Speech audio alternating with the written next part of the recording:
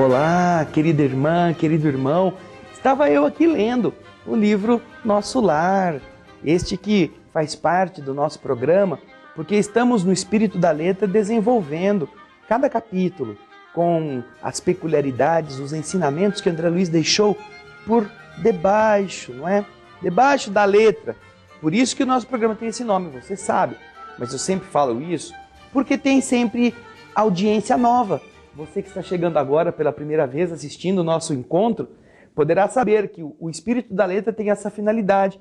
Analisar a obra de André Luiz, não só na superfície das frases, mas tirar os ensinamentos. E olha, são muitos, viu? Vocês que já estão há mais tempo sabem disso, não é? Hoje nós vamos para o capítulo 35, o encontro singular. Vocês se lembram que a caravana dos samaritanos chegou, eles começaram a ajudar, descarregaram as pessoas, o André Luiz ficou lá conversando com uma velhinha, depois encaminharam a velhinha, e então, agora, André Luiz está relatando, acompanhe o texto, olha, guardavam-se os petrechos da excursão e recolhiam-se os animais de serviço, quando a voz de alguém se fez ouvir carinhosamente ao meu lado. André! Você aqui, muito bem, que agradável surpresa.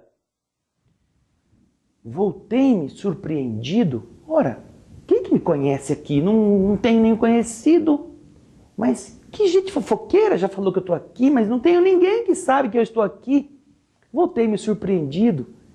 O André Luiz fala, o negócio do fofoqueiro fui eu que inventei, viu? Não está lá no texto não, mas é para dar um pouquinho de emoção na coisa, né? Voltei-me surpreendido e reconheci no samaritano que falava comigo o velho Silveira, pessoa de meu conhecimento, a quem meu pai, como um negociante inflexível, despojara um dia de todos os bens. Puxa vida, não conheço ninguém aqui. E o primeiro que eu encontro é justamente um cara que meu pai enfiou no buraco. Que desgraça minha. Deve ter pensado isso o André Luiz, né? Porque, olha, justo acanhamento dominou-me então.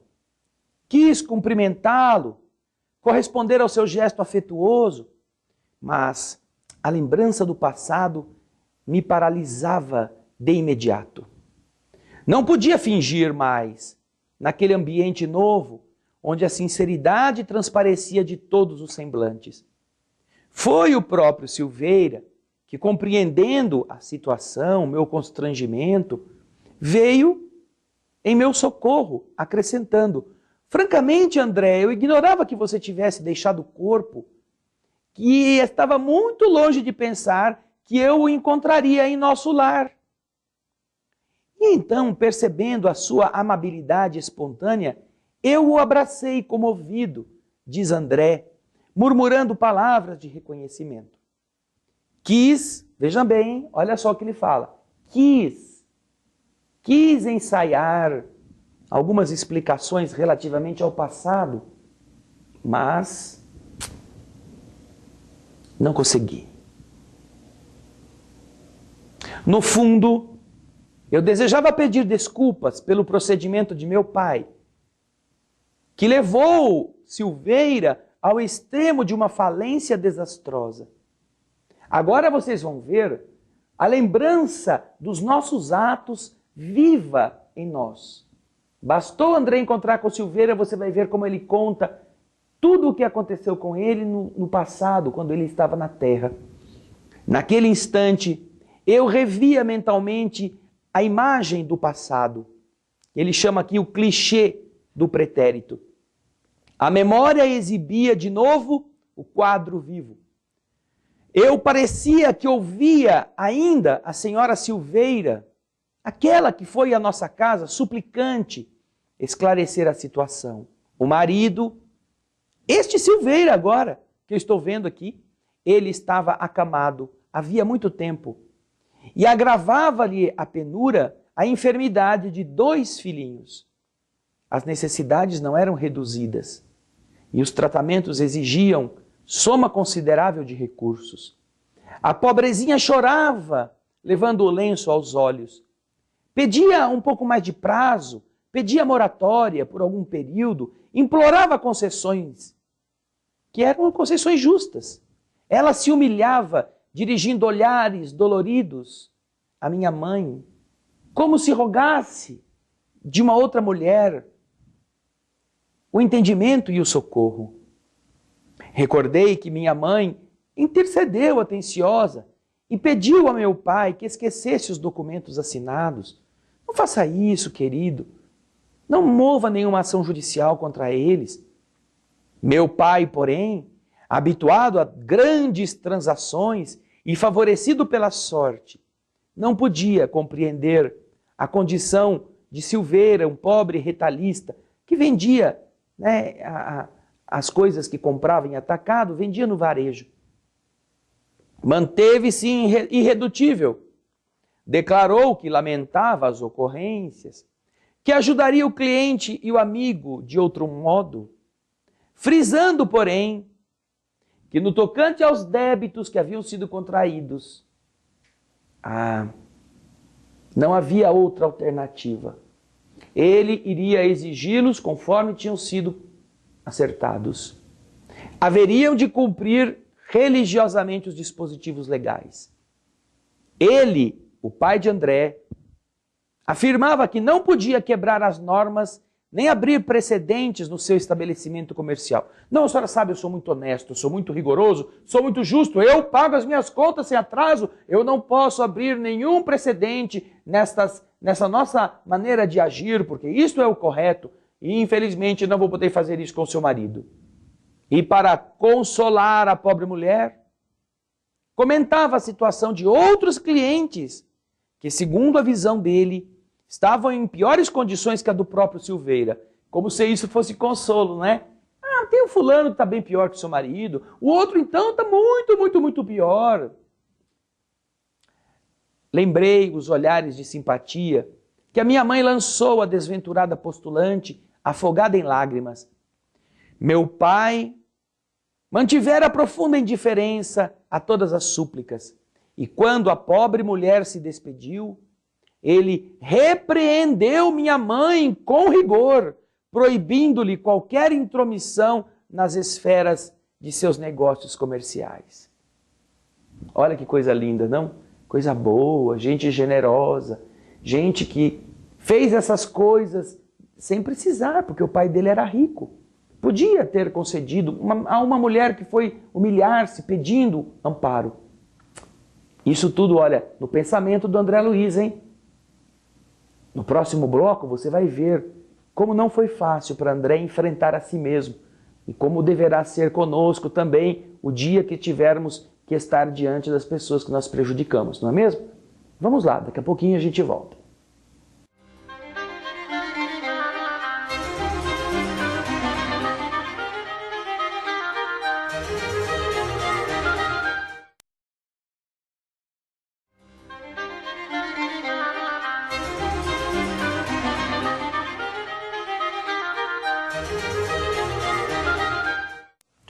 Estamos de volta com o programa O Espírito da Letra, analisando a obra de André Luiz, o livro Nosso Lar.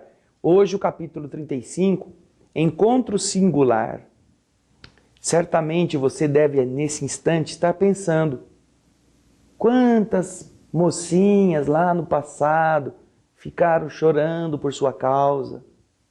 Quantos rapazes sonharam em constituir uma família sob a sua sedução, o seu jeito todo dengoso, e acabaram sem a sua companhia feminina, sem aquele carinho, porque você os trocou por outros.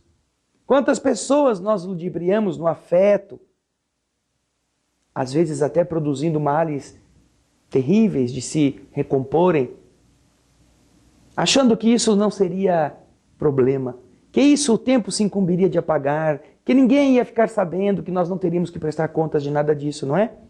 Agora você está vendo o que acontece com o André Luiz quando encontra o Silveira. Imediatamente, tudo volta à sua mente, à sua memória, a ideia da responsabilidade. Aí você já está coçando a cabeça, né? Ai meu Deus, se eu tiver uma fila de mulher me esperando, ou uma fila de rapazes me esperando do lado de lá para eu ter que pedir desculpa, eu acho que eu vou pedir para não morrer. Não é? Mas as coisas não são assim. Então, André continua contando, acompanhe o texto. A pobre família do Silveira teve que arcar com a ruína financeira completa.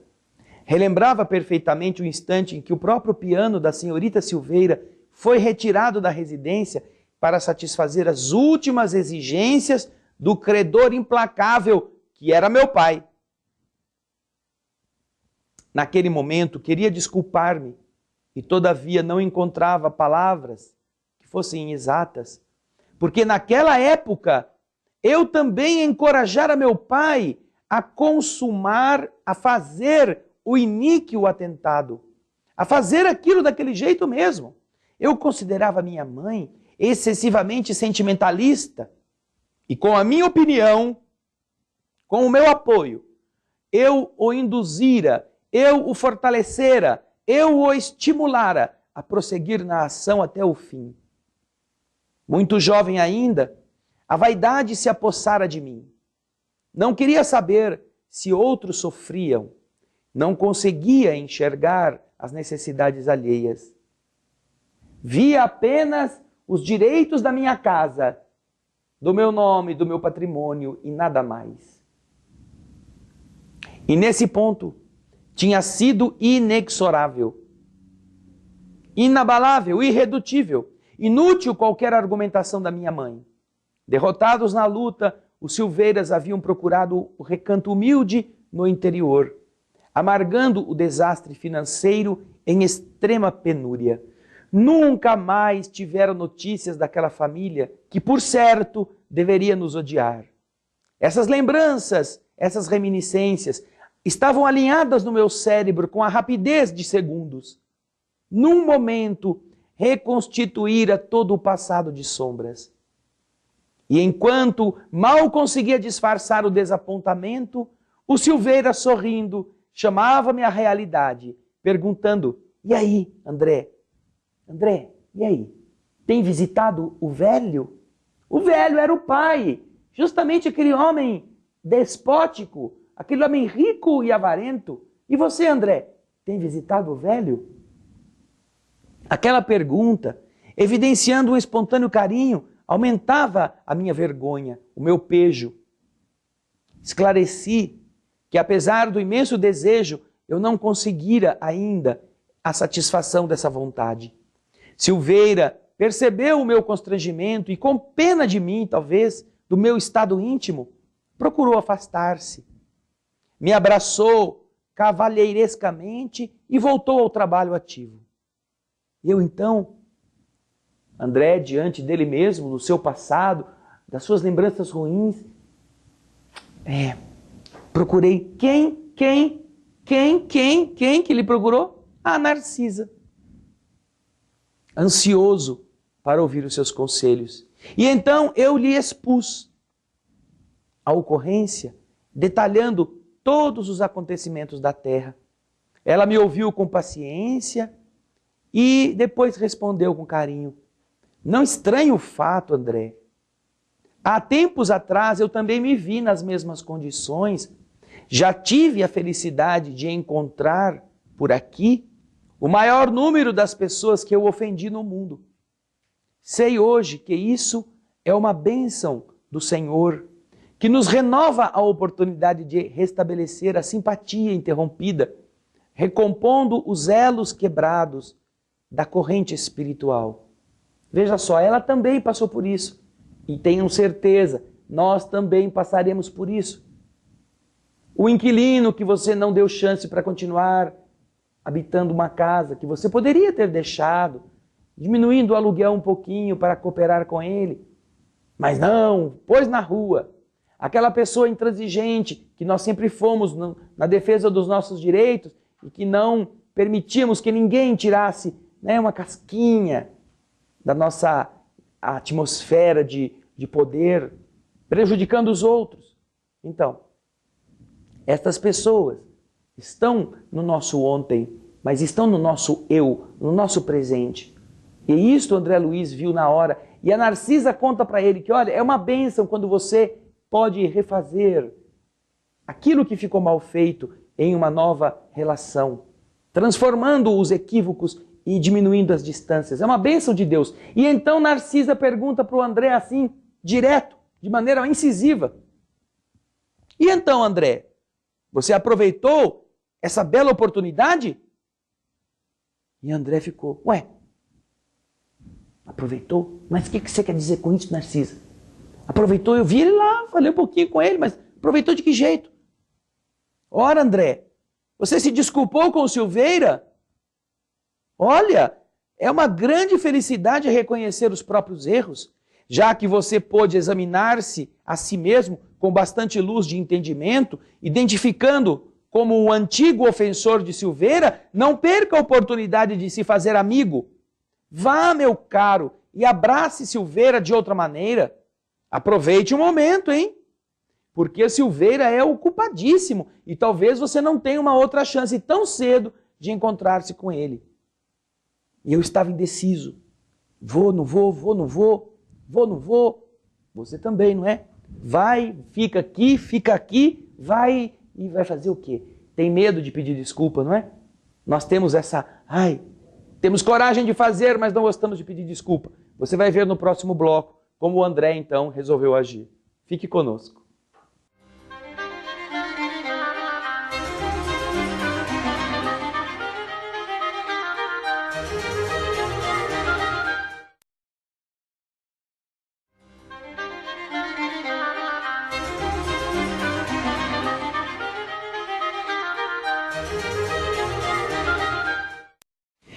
Estamos de volta com o programa O Espírito da Letra, analisando a obra de André Luiz, o livro Nosso Lar. Capítulo 35. Encontro singular André Luiz está tendo, não com o Silveira. André Luiz está tendo um encontro singular com ele mesmo, com o seu passado. E agora que isto o tocou de maneira perturbadora, porque ele se lembrou das coisas erradas que envolveram ele, seu pai e o próprio Silveira, ele correu contar o fato a Narcisa e obteve de Narcisa o conselho: vá lá, André, peça desculpa. Silveira é muito ocupado, você não terá facilidade de encontrá-lo novamente, ter uma nova oportunidade de pedir desculpas. Só que André ficou indeciso. Nós geralmente, queridas irmãs, queridos irmãos, temos coragem para ofender. Temos certeza, decisão para falar o que nós temos vontade para os outros. Mas na hora de corrigir, aí a gente não tem tanta convicção assim, não é? Aí a gente não tem tanto empenho, nem tanta determinação, porque a gente tem medo que a pessoa não nos aceite, não compreenda a nossa humilhação em pedir desculpa. O nosso orgulho dói, é isso que acontece. Nós, orgulhosos, não queremos ficar com a mão estendida sem que a outra pessoa nos cumprimente e a gente cai no ridículo. André Luiz estava temendo isto. Então acompanhe o texto agora, indo para o fim do capítulo 35, o que Narcisa diz a ele. Não tema insucessos, André. Toda vez que oferecemos raciocínio e sentimento ao bem, Jesus nos concede tudo o que se faça necessário ao êxito. Tome a iniciativa. Empreender ações dignas, quaisquer que sejam elas, representa a honra legítima para a alma. Recorde o Evangelho e vá buscar o tesouro da reconciliação. Diante dessas palavras, não vacilei mais. Corri ao encontro de Silveira e falei-lhe abertamente, rogando que perdoasse a meu pai e a mim também as ofensas e os erros cometidos. Você compreende, Silveira? Indaguei, perguntando e acentuando. Nós estávamos cegos. Em um tal estado, não conseguíamos visualizar senão o nosso próprio interesse. Quando o dinheiro se alia à vaidade, Silveira, dificilmente o homem pode afastar-se do mau caminho. Veja só, que coragem, não? Nós estávamos cegos. Quando o dinheiro se alia à vaidade, o homem não se afasta do mau caminho. E ele, comovidíssimo, não me deixou terminar. Ora, André, quem existirá na terra isento de faltas? Acaso poderia você acreditar que eu vivi sem errar? Além disso, seu pai foi meu verdadeiro instrutor. Nós lhe devemos, eu e meus filhos, abençoadas lições de esforço pessoal. Se ele não tivesse tomado aquela atitude enérgica que nos subtraiu as possibilidades materiais, que seria de nós no tocante ao progresso do espírito? Ficaríamos perdidos, gastando, passeando, comprando, viajando, iludidos, acreditando que o dinheiro era o mais importante. Quando seu pai nos tirou essa oportunidade, ele nos abriu a porta da dificuldade que nos educou a sermos espíritos mais retos, espiritualmente mais preparados. Renovamos aqui todos os velhos conceitos da vida humana, André. Nossos adversários não são propriamente inimigos, e sim benfeitores. Não se entregue a lembranças tristes, André. Trabalhemos como o Senhor, reconhecendo o infinito da vida. E fixando, olhando emocionado os meus olhos úmidos, me afagou paternalmente e disse: não perca tempo com isso. Em breve, André, quero ter a alegria, a satisfação de visitar seu pai junto com você. Abracei-o então em silêncio, experimentando alegrias novas, uma nova força na minha alma. Pareceu-me que num dos estranhos departamentos, numa das estranhas salinhas, lá escondidas, escuras do fundo do meu ser, ali acendera-se uma luz divina para sempre. É assim que nós nos sentiremos, queridas irmãs, quando tivermos coragem de atuar no sentido de corrigir nossos equívocos. Quando, mais do que apenas deixar de cometer erros, nós passarmos a ir aos erros cometidos e refazer o caminho procurando acertar. Nós já somos doutorados em vícios, nós já fizemos a faculdade da agressão, já nos diplomamos nos excessos, já criamos para nós pós-graduação em vítimas, que nós deixamos por onde passamos. Agora precisamos nos matricular no pré-primário do perdão, no primeiro ano do entendimento, na responsabilidade de sermos bons alunos que vão fazer o que devem e não aquilo que tem vontade. Entender essas realidades, queridas irmãs, queridos irmãos, significa que nosso encontro conosco mesmo não será tão doloroso como haverá de ser se nós nos acharmos bonzinhos e tivermos que nos defrontar com o nosso passado, com as pessoas que ferimos, com as vítimas dos nossos atos. Encontro singular não é, como eu disse, o de André Luiz com Silveira. Encontro singular é o dele com seu próprio equívoco. Por mais que o tempo tenha passado, isso não se apaga da memória de ninguém. Por isso, se você tem na consciência a lembrança de gente que ficou chorando por sua causa, pessoas que você deixou grávidas pelo caminho, homens que se encantaram com a sua beleza, com a sua maneira de ser e depois você os desiludiu, filhos abandonados, pais colocados no asilo e lá mortos pela nossa indiferença, familiares que nós desprezamos. Corrija isto antes de ter que encontrar com eles do lado de lá, porque isso vai ser doloroso, muito pior do que foi com André Luiz. Que o capítulo 35 nos ajude a acertar enquanto há tempo. Obrigado pela sua presença, obrigado pelo seu carinho, pela sua audiência, por você estar acessando os capítulos anteriores, estar entrando na TV Alvorada Espírita, na TV Mundo Maior, estar indo buscar informações. O Espírito da Letra se despede de você nesse momento, convidando para o próximo capítulo. Semana que vem a gente continua. Muito obrigado e muita paz.